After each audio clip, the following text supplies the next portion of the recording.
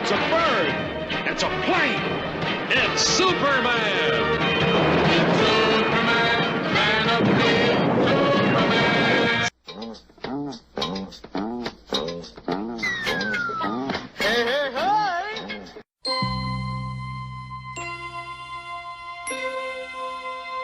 Space, the final frontier.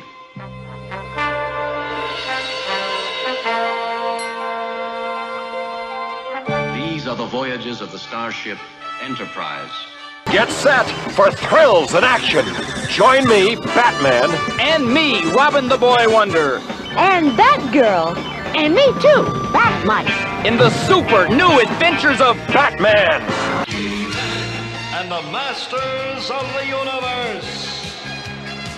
I am Adam, Prince of Eternia and defender of the secrets of Castle Grayskull. This is Cringer, my fearless friend.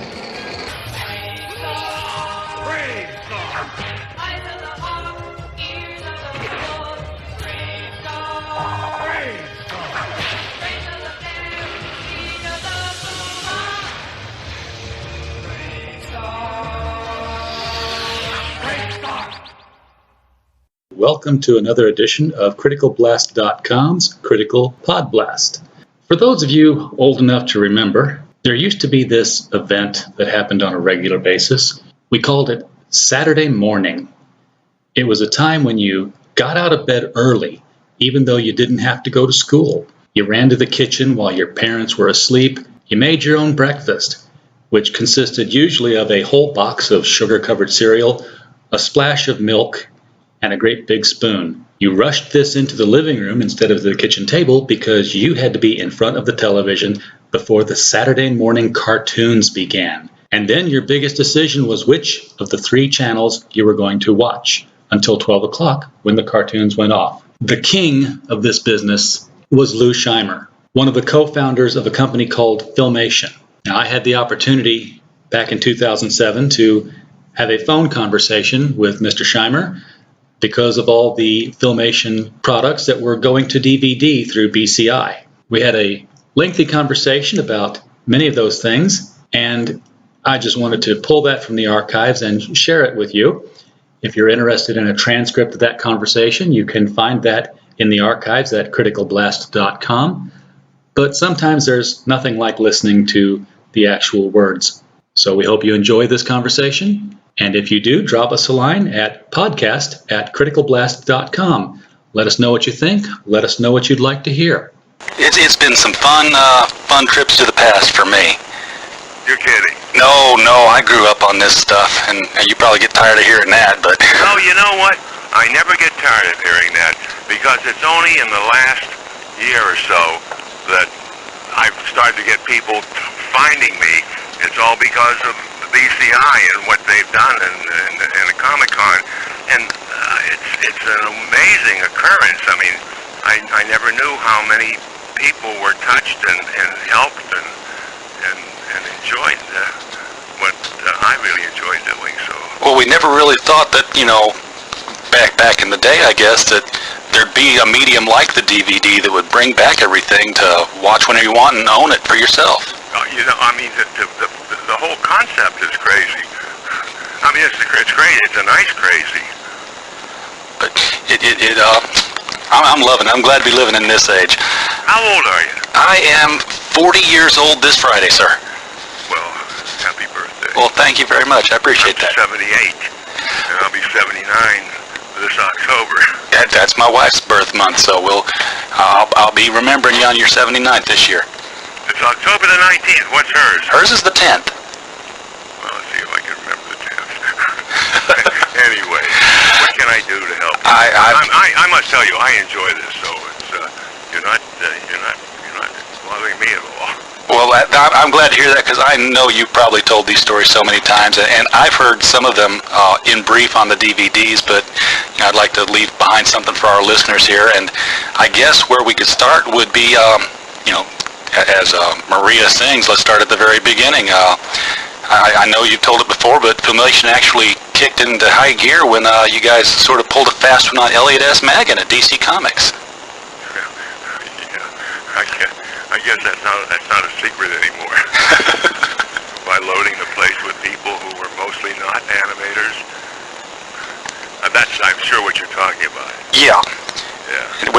and you had a mannequin at the reception desk, and Well, we weren't doing very well in those days. We had a mannequin. Yeah, it just sort of it looked like a real person, and people would talk to it and say, "Wait a minute, this thing is not real." It was my associate's wife's costume, one of her dresses she was wearing. Let's see. But everybody's heard that already. What the hell can we talk about? You know, my life is. There's not that much that's fascinating. I can assure you of that. oh, I get the feeling there are a lot of untold stories just by watching those interviews on the DVDs.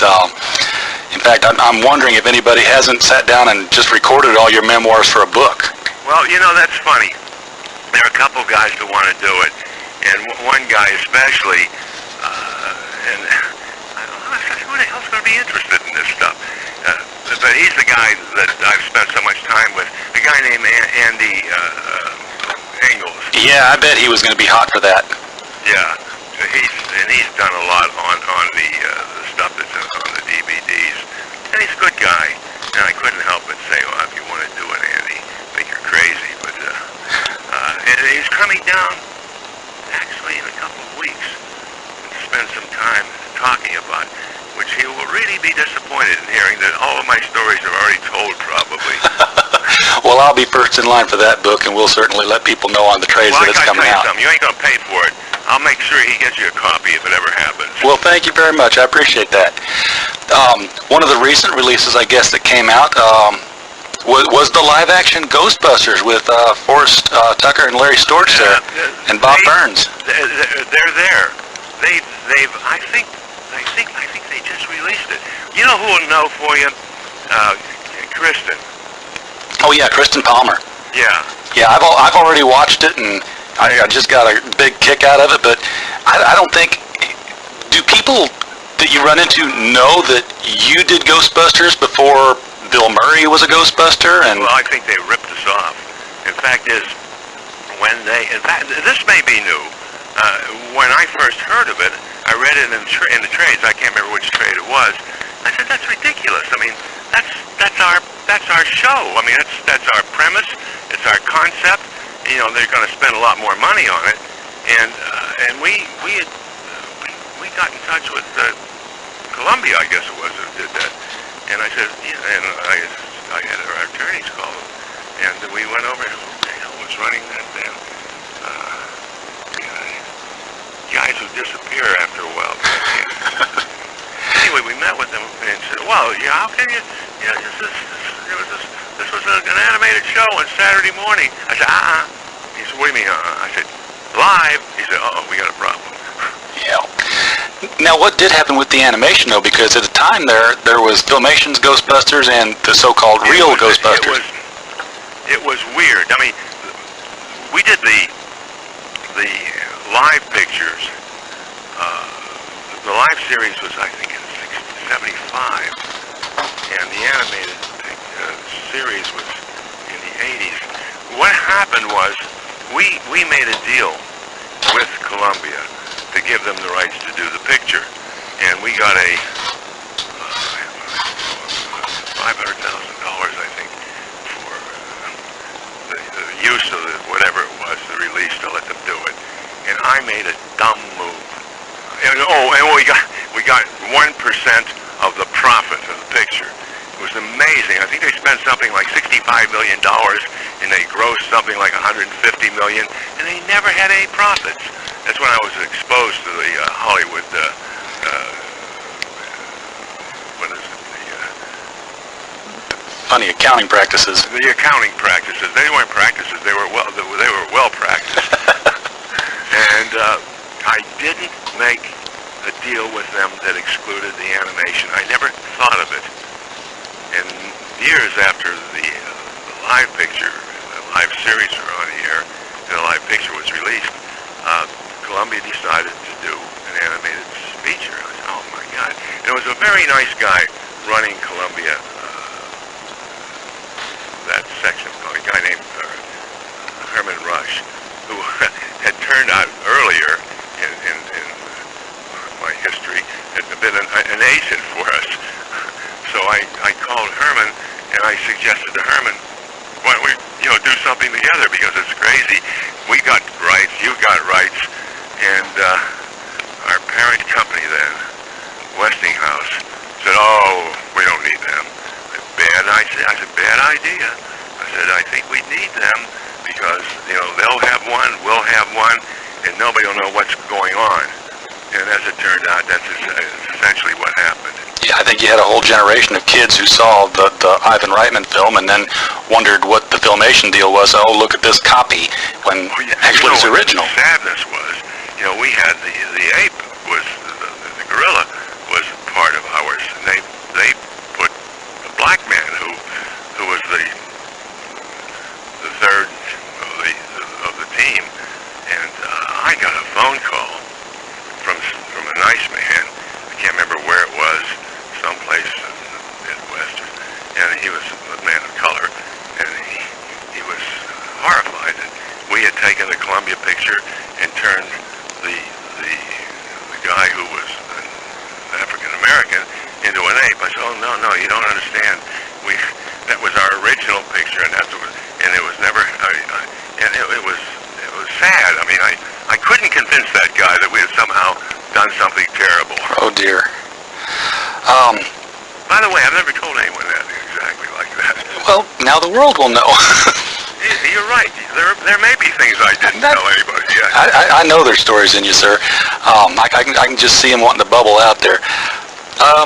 Let's switch titles here, because there's so, and I apologize, there's so many titles. I try to put it together in an organized interview when I do these things.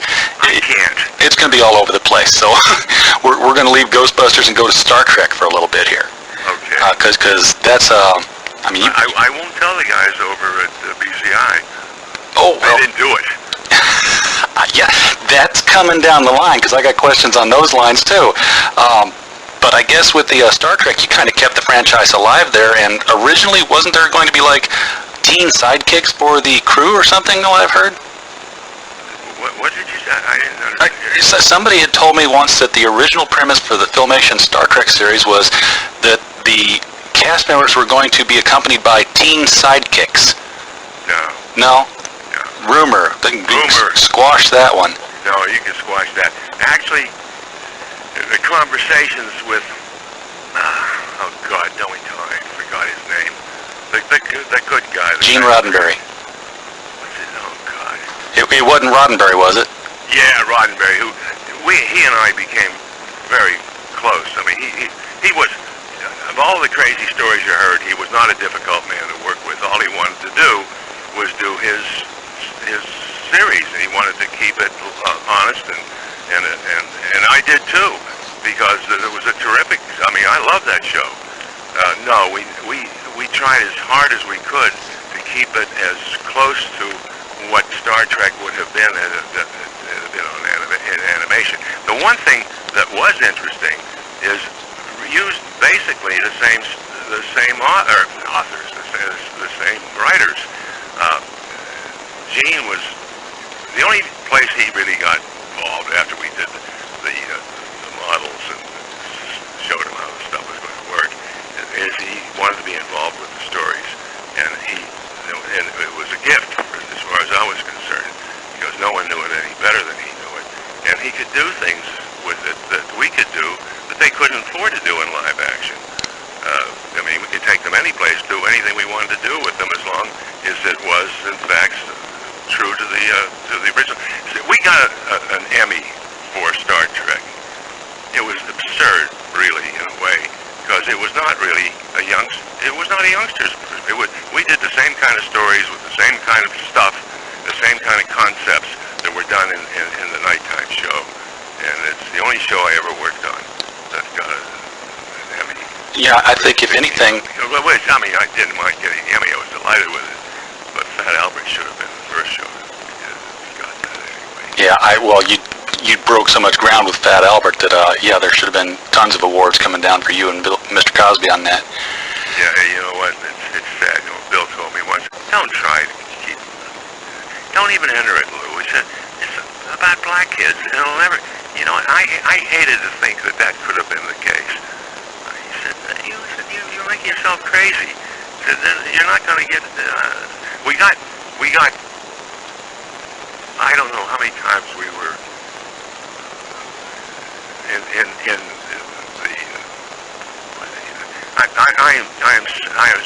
I have a slight case of. I can't even remember the goddamn thing I have a case of that makes me forget things. Parkinson's. So every once in a while I stumble on things, but don't let that stop you. No one's going to know that. With the Star Trek, though, I think, if anything, you had probably more realistic-looking aliens in animation than they ever pulled off in live action. Well, sure. I mean, all they could do was put ears on you guys and stuff. I don't want to.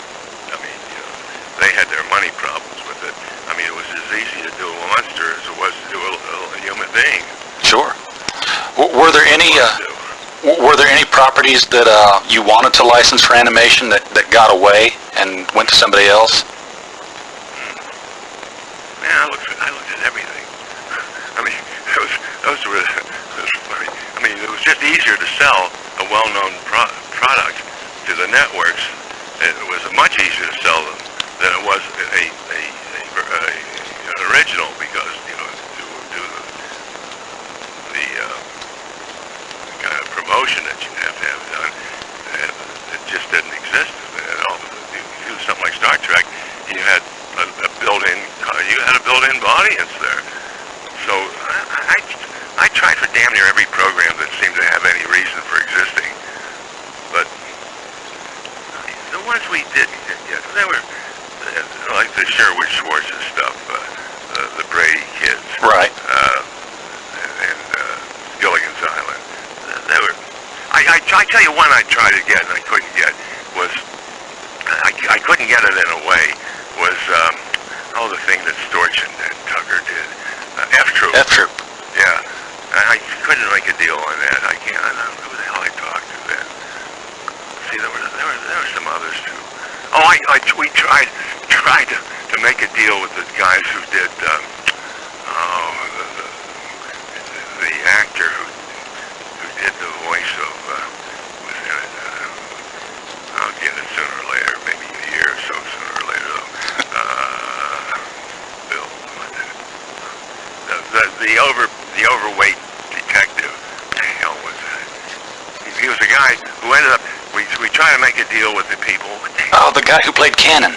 Yeah, what'd you say? Was the detective named Cannon? Cannon, yeah. And it was. I'll look up his name. Yeah. That's terrible. Because he ended up doing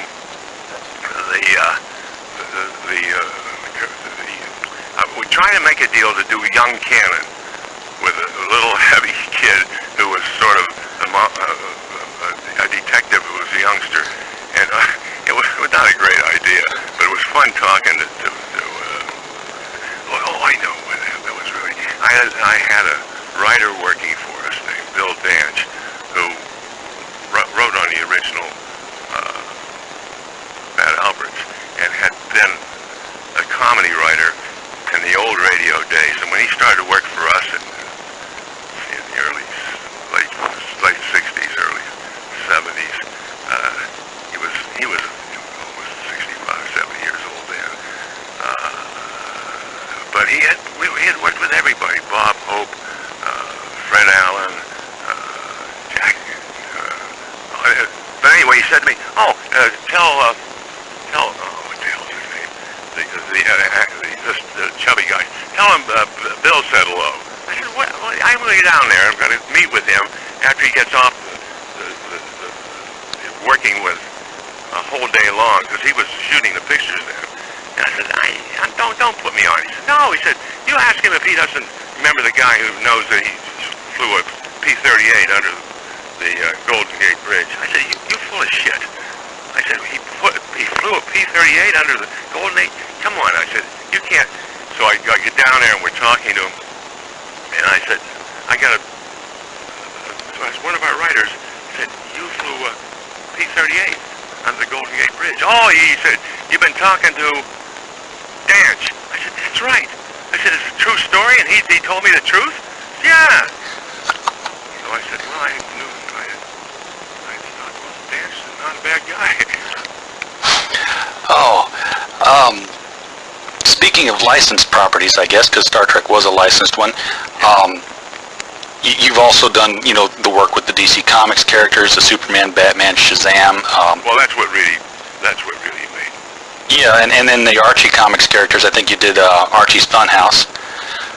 You know all the stuff we've done? I mean, are you one of those guys who know this thing? Oh, brother, I grew up in front of Saturday morning television. I waited for the spreads to come out in the comic books to show me what my fall schedule was, and by God, I stayed at Grandma's house Friday night because my parents didn't have a TV, and I was up at the butt crack of dawn to make sure I got them all. Well, we didn't seem to hurt you any. No, I got my master's degree, and, test pretty good. Children's...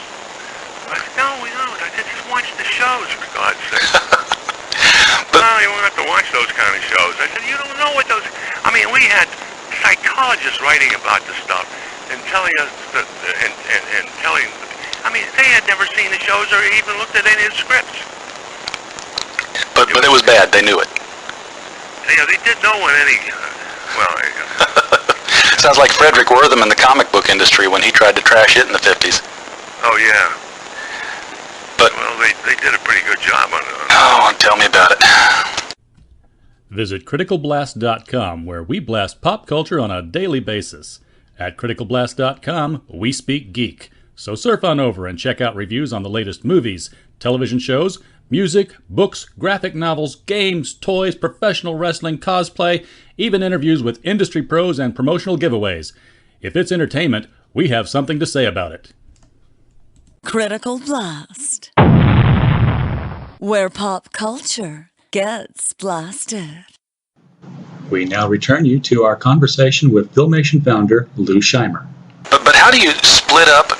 I guess maybe this is out of your hands too, because I guess BCI be handling it. But how do you split the properties up when you got something like the Kids Super Power Hour where you had crossovers? I mean, I know Warner's probably releasing Shazam on their own, but you had him crossing over with the Kids Super Power Hour. Well, you know what? We made arrangements that kept everybody happy. They had the rights originally to Captain Marvel because they sued, I guess, Curtis Publishing, and I guess it was the early 40s, mid-40s. Oh, yeah. And they would never have won. They would never have been able to take, I call him Shazam automatically now. Everybody does. Captain Marvel off the air today. I mean, they seemed to, well, anyway, what we did is we made a deal with Warner Brothers to give them the, see, Warner Brothers then owned DC. DC had sued, I guess, Curtis Publishing, got the rights of, yeah, they got the rights to Shazam from Fawcett. Yeah, and the Fawcett, that's right. And when we made the deal with DC, I made a distribution deal with Warner Brothers because they bought DC after we worked with them for a long time. And what I did is I made a deal with them when we did Shazam, or did the Hero High. Lady, my God, ISIS. Yeah. And we crossed. So we retained the distribution on those series that had Captain Marvel in them, and they got distribution on all of the Captain Marvel shows. And I think we got codes. How the hell we worked that out? Because he was in a number of these ISIS shows. Yeah, he crossed over a lot. Now, who owns ISIS? That's the one that we owned, Filmation, because that was an original. Right. And I said, it would really be nice to somehow have them work together in this, because it would give the kids who had watched Captain Marvel some more opportunity to see him, because the networks didn't buy that many shows. They would buy 13 or 17 and get 1 year plus the ability to pick up a second year if they picked up another 6 shows. And all the time we were on the air with Fat Albert on the networks, we only did 60, out of 13 years, we only did 60 episodes. It seems like more than that. Well, we did. We did another 50, 60, 50, 100. We ended up with 113 altogether. We did another when we did distribution directly, when the show came off the networks. Then we did it on a direct basis, so that we had over 100 episodes of that. But a lot of shows that we did, it was just the stuff that came off the networks. And then it was tough sometimes. Yeah. Fat Albert needed 100 and some shows to be distributed. Archie, we had like 200 shows by the time we were off the air. With its different Archie's giant jukebox. There was Archie's the U.S. of Archie. There was Archie's TV Madhouse or Funhouse. Yeah, Archie's TV. I think it was Funhouse. That was the one where you showed Dick Tracy and Smokey Stover and... Yeah, that's the ones where we did... the Archie's TV Funnies. That's it. Yeah. Phew! Don't forget, you're only 41. I'm 78. You're doing better than me.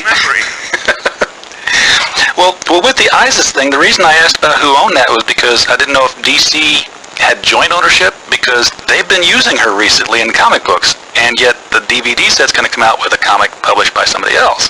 I have no idea, because when I sold my segment, what my ownership was in the show, in the stuff, when Westinghouse bought it, they were terrific. Well, that's another story. But when it was sold to a French company, I said, just pay me off. I don't want to have anything to do with it. They had promised me that they would keep people working in this country, that I would sign up for another 15 years. I was delighted. And they ended up, the bastards, closing the studio down and giving me 3 days notice. And I'm glad. I mean, I love the shows I did. I don't like the people who owned them for years after that. And they did them. It's only recently that anything has happened to those shows that should have happened a long time ago. I'm glad it worked out this way. The BCI people did a terrific job. Now, I have no interest. When I say interest, I have a lot of interest in the shows, but I don't have any financial interest in the shows. Okay. I was going to ask what happened to Filmation, so that's basically what happened. A French consortium bought them up and closed it down? Closed it. And they, that's a whole long story. It's the ugliest day of my life. I had to tell hundreds of people that they were out of work, and I had spent 20 years or 25 years, I don't know how much of it, trying to keep all the work in this country and training animators, and I'm proud of those moments and I'm really proud of all the people who worked there too, because they were great people, right? And they're all doing very well nowadays. Different world out there, with three-dimensional stuff. Yeah. Has CGI, do you think, all that 3D stuff, do you think that's killed the traditional animation format? I think a lot of things may have. There are a lot more people doing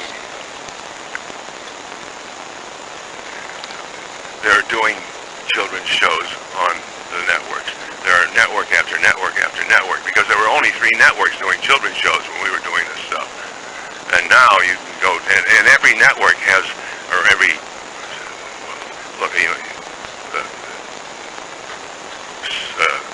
CBS, well, no, CBS made a deal with Deke where they're doing their Deke stuff, but they own their own studio now. Yeah. But all the work is really basically done overseas.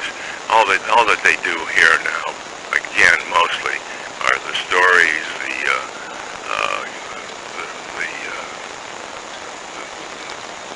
character designs, storyboards, and the post-production.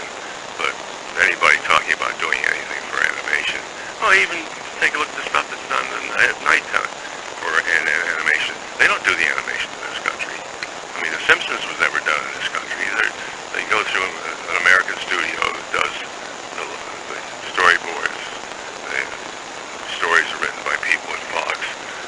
send this stuff overseas. So we had the only studio doing all of their work in this country. And those idiots, almost. Well, I don't want to get into that. Yeah. It's not very much fun. Now, I recall in the late 80s, when I was living on my own in college, there was, and my memory of this is vague and fuzzy too, but it seems like the government was getting concerned about television shows that looked like they were half-hour commercials for toys, because you had toys that spawned TV shows. The bus. Yeah. He-Man started that. Exactly. What happened there, and what did you guys do to comply or combat, or? Well, we didn't. Number one, we had total control over the content when we made the deal with Mattel, and we made sure that there was nothing that we felt was wrong. I mean, they would come up with all kind of characters, and those that seemed to work within the basis of what we created the show. They came to us with a concept that was basically Conan, the father, the mother, the relationship between the two, and young Adam. That was all created by Filmation, and I went to the networks with it, and everybody turned them down. And we had then recently been sold by Westinghouse Broadcasting to Westinghouse Broadcasting by the original owners of that was Teleprompter back in those days, and they had a distribution arm. And I said, fellas, you own an animation studio.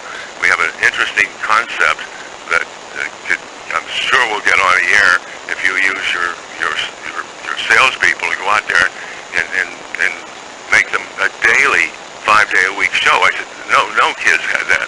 There was no. We did 65 episodes that first year, but this was after the networks turned it down. The networks got pissed off at me. I never sold another network show after that, because we almost put them out of the business on Saturday morning because we were getting larger numbers of children watching the programs. We did Fat Albert. Well, anyway.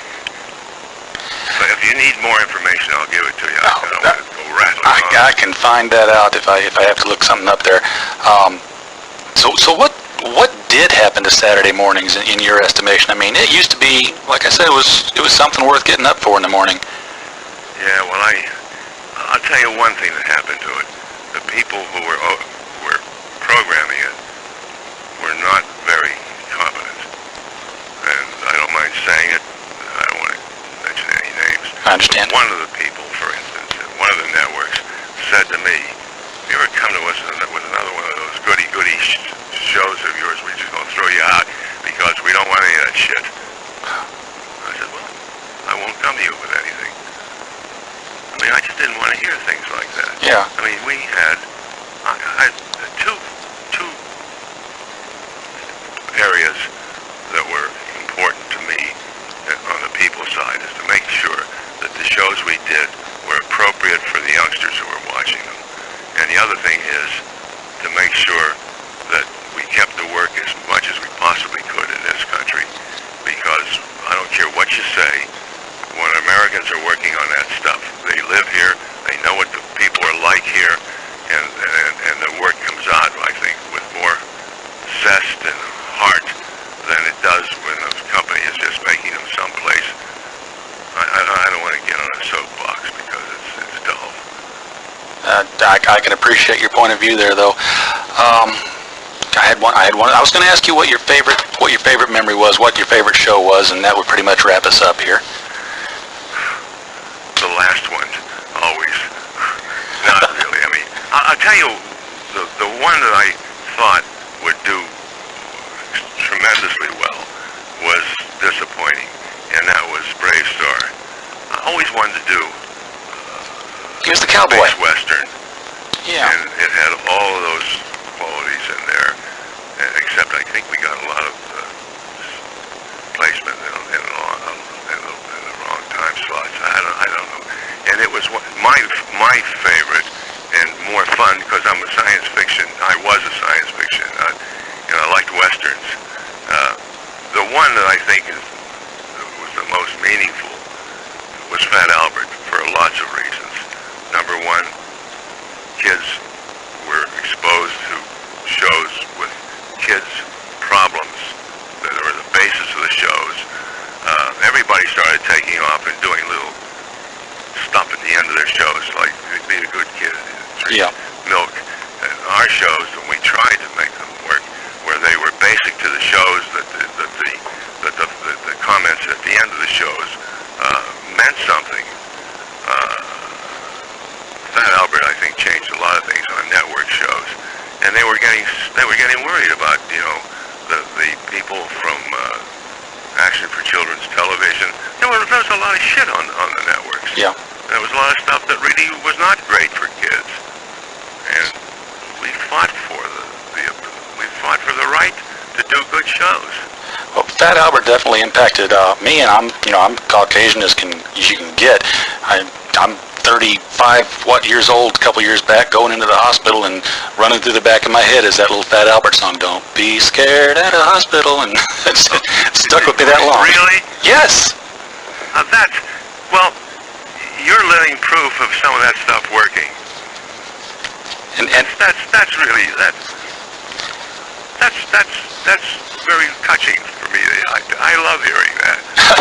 Well, you just I don't know who it was that said, give us a kid when he's 5 and you'll have him for life. Well, I was 5 and you had me, and Well, I guess we still do.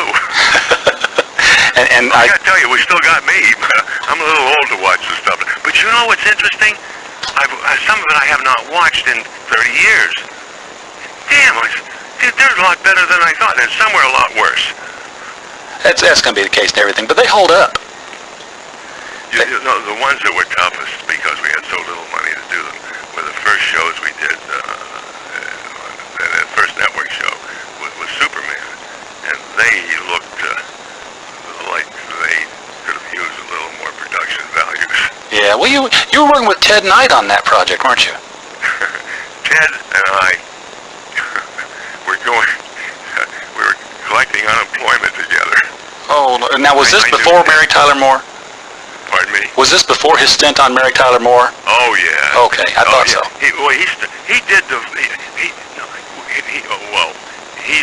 We did presentations, and we did, and Ted and I had known each other for years before I could hire him for anything, and he did not the first batch of Supermans. The first batch of Supermans were all recorded in New York by a guy, and the stories were written by the guy who was their representative in working with us, a lovely man named oh my God, here it goes again. I'll remember it in a couple of seconds. Alan Duchovny. Okay. And it was the second year of working with them that we took over. It was difficult. They're doing the stories here, and the voices there. It was not a good way of producing a show. The second year, although it was extraordinarily successful as a show, basically I think you can handle that by saying it was Superman. The character carried it, yeah. And he carried me. But the other shows that were put on the air that first couple of years, and the guy who really was responsible for the whole concept of Saturday mornings being all for children, is a guy named Fred Silverman, who later became president of CBS, and after that he went to ABC, became president of ABC, and after that he went to the other network. CBS, NBC, ABC, Fox. NBC. He's the only guy who's ever been president of all 3 networks. We need more. And the thing he did better than anybody, and the thing he did better than his nighttime shows, is the stuff he bought for Saturday morning. He had a feel for what was successful. Not always the best, but usually successful. Saturday morning needs a second coming of guys like you and Fred Silverman. Yeah, but it ain't gonna happen. I know it. Well, Mr. Scheimer, I appreciate your time more than I can express here. You know what? And I appreciate your wanting to do it and being interested in it. It's given me after a while, I thought, well, nobody's watching these things anymore. They're lying in a box someplace, and then for it to really, and I must say that the CBI people were terrific. I had known the guy who ran it out here. I had worked with him on some projects many years before that, and to see them get the rights and to put a lot of soul and feeling into it. Well, I tell you what, in the course of my job here, I do more box set DVD reviews than I care to count, and sometimes I think it's going to drive me crazy. BCI, your babies are in good hands. These have been consistently the best produced box sets of anything out there from any distributor. Well, I must tell you, I felt the same way, but I thought I haven't seen a lot of others. Well, I thank you for looking at ours, and I hope you enjoyed them as much as I enjoyed making them. I can't wait to see the rest of them. Well, thank you. And anytime you want to call, I am delighted. These phone calls, I've been looking forward to this all morning. Well, me too. Well, enjoy yourself. It was nice meeting you. Same here, sir. Take care. Okay, you too. Bye-bye.